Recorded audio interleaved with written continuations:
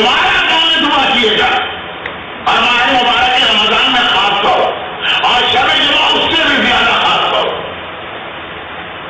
اور یہ خیال کرنا کہ دعا کا مطلب ہے تم اللہ سے مانگ رہے. آپ کے سامنے پانی رکھا، یہاں پر آ کے بیٹھا، پانی چاہیے. آپ نے اس کونے والے آدمی سے کہا بھائی ذرا جا کے اس کو پانی پلا دیں. وہ کہہ رہے تمہارے سامنے جو پانی ہے وہ آپ اس کو کیوں نہیں دے؟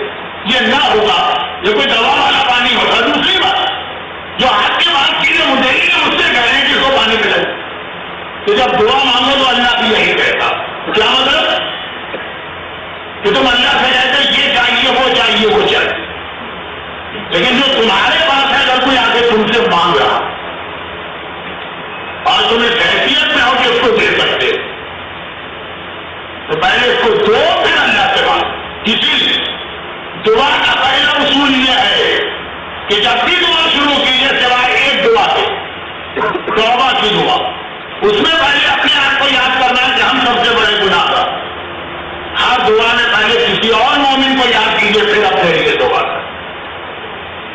ہم سے اپنے شہروں میں ایسے و آرام میں یہ اصول پہ عمل نہیں ہوتا.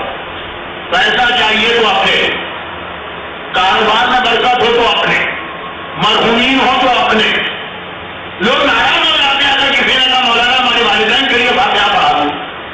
ہم نے کہا ان کے والدین اور کل مرحوم مومنین و مومنات، مولانا آپ کو ضرورت کیا تھی دوسروں کو شامل کر کے ہمارے والدین کا ثواب کم کر دیں؟ اس میں کچھ گیا بھی نہیں کیا. لیکن چلے آج کل یہ عادت بن گئی، کاروبار، برکت،